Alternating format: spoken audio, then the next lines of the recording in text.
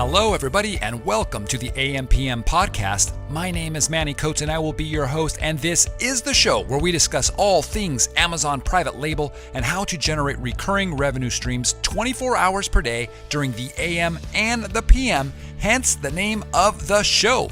Get it? AMPM podcast. As a matter of fact, I just got back from a short jog in sunny Southern California, and while I was out there trying to get my heart rate up, trying to get that heart into tip-top shape, I was making money. How cool is that? Pretty cool, I think. Hey everybody, I am here with Angie Chacon from Clearwater, Florida. Angie has been selling on Amazon for about 3 years, and she went from zilch to $500,000 per month. How are you doing? I am great. Thank you. Really good. Thank you. Thank you for coming on the show. I really appreciate it. I have questions. Are you ready? Yeah. So 0 to 500,000 per month. So you're on pace to do what, $6 million for the year? Is that right? Yeah. Yep. That's crazy. That's an awesome amount. How much money did you start with, by the way? Oh wow. Well, that's an interesting question because I pretty much started with nothing. Hence the zero. Yeah. All right, tell us about that. Well, you could say I was sort of starting over in my life. I kind of just come out of a job that I had been doing for many years, and I went to go do something else that didn't work out. I had just gone through a divorce after 26 years of marriage, and I was like kind of starting my life over. And I was doing some sales. I was actually traveling around, and I was selling in home shows, and I was selling some various products, and I was making just barely enough. And then I came across the whole Amazon game and selling on Amazon, and I was excited about that opportunity. It was sort of along the lines of what I would like to do in terms of making your own schedule and having some flexibility, being your own boss. Like, I liked all the aspects of it, but I really didn't have any e-commerce experience. So it was, a little nervous and, am I going to do well? And anyway, so I started, but I didn't have any money. I wanted to buy a course. I didn't have the money to buy the course. So I found friends that were doing it, and I tried to hook up with them and see if I could help them, and that didn't actually work out. And I got my first product only because in my previous business experience, I had some friends that had some manufacturing companies, and I was able to get some product actually on consignment from them and put my label on it and be able to send it to Amazon. And I would send 24 or 50 at a time. It wasn't anything huge. I started off just really small. Awesome. Well, what percentage of your business at this point comes from the manufacturing side versus you actually selling on Amazon? Well, it's been growing really fast, and I've only had my manufacturing facility open for about a little over a year now. Mm-hmm.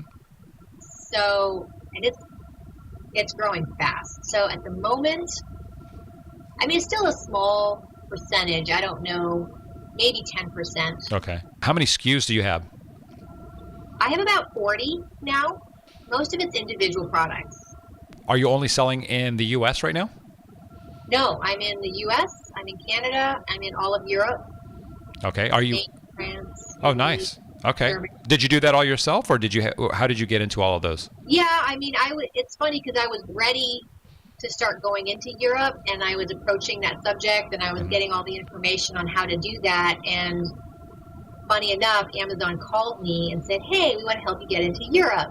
Okay. So I was like, "Great," because perfect timing. I'm looking to get into Europe right now. So they helped me convert my listings over and set up things a little bit. So I got some help. Cool. So are you in Germany? Yep. UK? Yep. Japan? No. Are you 100% Amazon right now? Yeah, besides my manufacturing. Yeah, I do some stuff on eBay.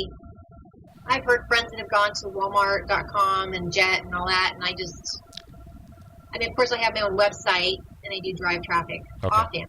Do you manufacture all your new products now, or do you still go out and source things from other factories? Right now, it's all my own manufacturer. Okay. All right, cool. So you got a manufacturing business, you got an FBA business, you've got Not one child. You have what? Four kids? I have 4 kids and I have a grandson. And a grandson. So how many hours per day do you put into your business? How many hours can you put into your business? That's a good question, because I would say I really only put in about 3 hours a day. That's it. I'm so busy with other things and my manufacturing facility, running that. I mean, I have staff, and so that keeps me busy a lot. I also tend to travel a lot these days. I know I've run into you a couple times already at events. Yeah. So I actually am about to go to China again at the end of October for product sourcing. I'm going with a whole group of 50 people. But most of the time when I go to these events, I'm speaking or I'm going with people that are basically under me as I'm their mentor. So I'm helping them. And that's something I kind of have a passion for, is helping others with their Amazon businesses or being entrepreneurs in general. And do you have VAs and people that help you to bring this thing down to 3 or 4 hours a day? Yeah. I have about 3 staff. I have 3 staff in my office here. I decided not to go out of the country in terms of hiring VAs. I had the office anyway because I have a manufacturing facility. So having people come to my office and sit next to me and I can work with them, I like that idea better. Your first product, failure or success? Failure. Tell us about it. It was a little bit of just kind of being a bit I know best. Mm-hmm. This is a product I really like, and so of course it's going to sell great on Amazon. And as far as what all the training would tell me on how to pick a hot product, I wouldn't say I followed it. So it was something I liked and I thought would be great, and I put it up on Amazon, and then I'm only doing a sale a week or something like that. Why is this not selling? And friends of mine would be like, well, go back and relook at how do you pick a hot product? Did you pick something that people are searching for? Was it something that has a lot of search volume on Amazon? And I was like, no, it's not. So I struggled with that for about 2 months, and then I learned my lesson and found that I had a couple other products available to me that I could get on consignment that I could launch that I thought would fit that much better, and it did. Those took off, and I just rocket ride since. Crushed it. Awesome. Crushed it. All right, so that was kind of like a letdown with the first product. Do you have any Amazon horror stories? Oh, yeah. Well, I wasn't my own supplier at first, and probably that's what initiated me to start my own manufacturing company, is that I was cranking. It was about a year into it, and it was right after Christmas, and it was January, February, and I was actually doing better in January, February than I did at Christmas time, and I was like, yeah, this is awesome. And then all of a sudden my supplier informed me that they weren't going to be able to supply me on my 5 top selling products for 3 months. They were going to be out of some raw ingredients, and I was like, what the hell? I mean, I was going to be out, and I did, and I ran out of product and never was really able to recover them to the same momentum that they had, and so it really hurt having that happen. So that was one thing. So I would look for have backup supply now, but that's what got me thinking, well, I want to be in control of my manufacturing because I know how to do it. I already had that experience from in the past. So I just started my own manufacturing kind of a few months after that. How does someone start their own manufacturing? Do you go out and actually buy a bunch of equipment and put it in a facility, or are you renting equipment from somebody kind of like I have no clue how this works. Super curious though. Yeah, of course. I had to get a facility and I had to go through all the regulations and requirements. I mean, that took me a few months, and getting my facility up to standards, getting the systems and procedures in place, getting the specific equipment that was required for that. And I bought a lot of stuff. I didn't go out and get really expensive, fully automated machines at first. So it was a lot of more manual, semi-automatic smaller machines, and I've upgraded several times since then to larger machines and more equipment. You're diversified. You've got a lot of products, over 40 SKUs. It sounds like you've got your manufacturing business. You talk to 1 million people all the time. I see how busy you are at events when we go. Since you've talked to so many people and you know what everybody's doing, is there anything that you do in this business that is pretty different than what most other sellers do? I mean, it seems like it's pretty standard. It's like the standard things of how you pick a product and how you launch it and how you keep it going. And it seems like it's pretty much a system, and it's pretty much, if everybody just does the system, it works. I see a lot of people have different levels where they kind of fall down, and one is picking a product. I have a lot of people that I see get kind of stuck on picking a product, or they spend so much time because they're trying to find the right one, and will this sell, and is it hot enough, and is it too competitive, and they go through all that, which I just say, part of my success was jumping fast, and I picked the wrong product fast, and then I would say 2 months was way too long. I knew probably in the first month that product was not going to work, and if I would do it again, I would jump faster, right? I would have picked another product faster. Has advertising played a role in your growth for your business? Yeah, for sure. I totally utilize Amazon's marketing services. That's number one, and I find that really working that is key. Like really new keywords, new keyword phrases, getting rid of things that don't work, optimizing, making sure, everything is great and I'm not spending money on stuff that isn't converting. So I definitely use that. I mean, I also use Facebook advertising, especially during product launches or just to drive extra traffic here and there to boost a product. What do you do for a product launch on Facebook? I try to line up a bunch of reviews. Like I try to get as many initial sales as possible.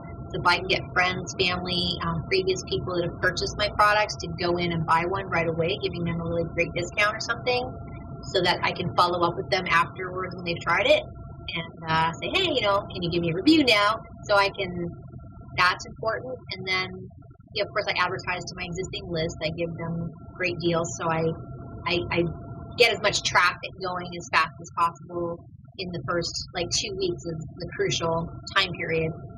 And I'll do Facebook ads. A lot of times I'll put a product up at maybe half of the cost of what I'm normally going to sell it for. So I get tons of organic sales just because it's so inexpensive. Okay. So it really undercuts every other product out there of that type. And I'll get tons of organic sales that way right away also. You mentioned that you market to your current list. How are you building this list? What is your current list? I do different things.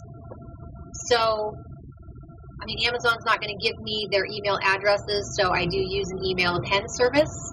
I use Managed by Stats, and I use their email append service, which has been awesome. And so it usually brings back,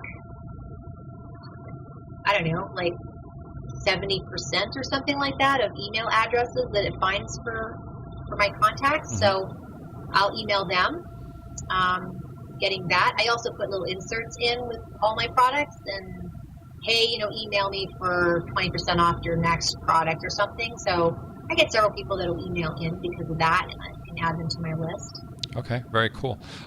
What would you say has been your biggest challenge so far? I think growth.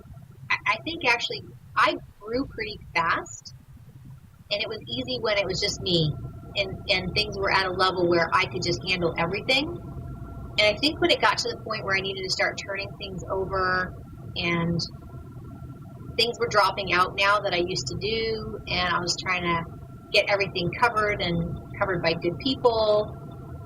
I don't know, for some reason that has probably been the hardest thing for me. Just, I don't know why, but all of a sudden I had 40 products and 100 different campaigns to manage, and now I'm in Europe, and that's another, take those 40 products times, 5 more countries times however many campaigns I have in those countries. It became kind of ginormous pretty fast.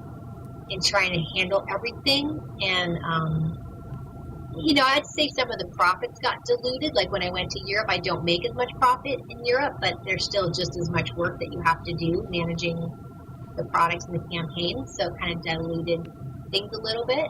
But then I get great opportunities. Like last year during Black Friday, I think Italy did 30,000 sales that one day, which was great. Italy? Yeah. Wow. 30,000 in one day. Yeah, so it was like an unexpected bonus. And of course, in the U.S., I'll get 100,000 in a day, but it was like, compared to little old Italy, it was great. That was not expected. That's very cool. So you have assistants that help you. Are they outsourced? Are they VAs? Are they here in the U.S.? Or what do you do? Yeah, they're here in the U.S. They work out of my office. What has been your biggest win? I've really been on a roll of like launching new products, and I slowed down on launching products this year, honestly, because I got a bit distracted with my manufacturing facility, which started taking off. Mm-hmm. And, I feel it. Like, I definitely felt it when I wasn't ongoing. And I feel like when that was occurring, when I had a regular basis, I was like, okay, this month we're launching a few new products. Next month, a few new products. Next month, a few new products. Like, when that was occurring, it was just, like, awesome because things just kept going up and up and up and up. And honestly, I was making more profit from my business, putting it in my pocket than I've ever made on any business venture ever in the past. And it was the easiest business venture I had ever done. So that was like my biggest win, was just the ease of being able to get products, put them out there, and the return that I would get, and being able to have the time. I've had time to travel around. I've traveled more in the last year than I have my whole life. Okay, so you have this new money coming in. Things are looking great. People that get into this business, especially if they're on a tight budget, they don't always realize how long it takes before they should start pulling money out of the business versus reinvesting it all. What are your thoughts on this, and how long before you are able to actually take money from your business? I find a lot of people actually have a confusion on this, or they get, I don't know, they have a problem with seeing how much profit they're actually making versus their cash flow. And it's really was important for me when I started. I took every single thing that I was making, every dollar I was making from my business for the first 6 or 8 months, and I rolled that right back into my business, because the way I look at it is that I might have started with 100 units, but hopefully by month 2, I'm selling 200 units or 300 units. So not only do I need to replenish the 100 units I just sold, I need to reinvest in the 200 more units or whatever. So, and then of course, after one product has started gaining momentum, I now want a second product, and then I want a third. So I didn't want to start taking anything out until it was like, obviously there was enough there for me to reinvest and expand it to the growth I wanted to, and I could also take some money out. So I did that for about 6 to 8 months before I took a penny out of the company for myself, which for me meant I was working full-time another job while I was building my Amazon for 6 to 8 months. Okay, that's a really good point you make, because I didn't mention this in the beginning. Yeah, when you started, you were working full-time at another job and trying to see if this worked for you. So the products that you sell when you're in the beauty market or the beauty niche, what kind of profit margins do you look for? I mean, I'm talking bottom line profit after everything's all said and done. I want to make at least 20%, 20, 30 if I can. And I want to have 5 times markup on my product when I'm selling it or more. But what would be the key factors that contributed to your fast growth? Yeah, so I think it was just moving fast. I think it was, when I was searching for my initial product, I was already looking for my second, my third, my fourth, my fifth, and I was already starting to kind of line those up and think with packaging and labeling and whatever I needed to think with. You can't just not launch. Like, you need to have some pattern or some, like every quarter we're launching 4 or 5 products, or every month we're launching a product, or every whatever. I think there needs to be some systematic routine in making sure you always have fresh and new, because I've just found some products go stale after a while, or that you get extra competition and it just doesn't do as well as it was doing, and it just seems important to keep fresh new products going on. Is there a product, when you're doing this research, is there something that will automatically disqualify that product from something you'll choose if you see it? I mean, for sure, if the margins aren't there, if I can't get it for a good price and have that markup, that is a for sure. What if the reviews? What if it's got a ton of reviews? Does that matter to you? No, not necessarily. I mean, if there's a lot of reviews and a lot of different people selling that product that all have a lot of reviews and they're all like on the first page, yeah, I probably would think that's maybe too competitive. Though I've gotten into really competitive product and done okay. I don't expect to do stellar, but I make a profit, and it's a decent profit, and it's been okay. I think for me, if it's something that's going to complement my other products that people that are coming in to buy my other products might also be interested in, I'm more okay of letting that slide if it's If you could go back in time, okay, and you could talk to yourself when you first started, what would be the advice that you give to Angie Chacon? Chacon. What would it be? You got yourself, you're having a drink with yourself. Listen Angie, up, Angie. Don't launch that first product. You don't want that failure. Yeah. I would be like, yeah, make sure you really know what you're doing and don't think you know the best. I mean, there's a lot of knowledge out there and there's a lot of good information, and I thought I knew what I was doing, and I didn't. And I would say, I launched several products right away, and that was awesome, and that was really key to my success, and at some point I dropped that out. Okay. And I would go back and say, don't drop that out, and make sure you have a secondary source for your products just in case. Cool. Awesome. Well, if people want to reach out to you, if they're interested in talking about manufacturing or just want to pick your brain on anything, what's the best way of doing that? Yeah, sure. Probably email me. Are you sure you want to give your email? It's going to go out to thousands. Or they can, what's the best way for people to contact me? How about this? I'll tag you in our Facebook group in the FBA High Rollers. They can ask questions there. They can PM you, and that way it's a little bit more controlled. But yeah, it's been a pleasure having you on the show. I look forward to hanging out with you again. We'll get some pizza at 3 in the morning.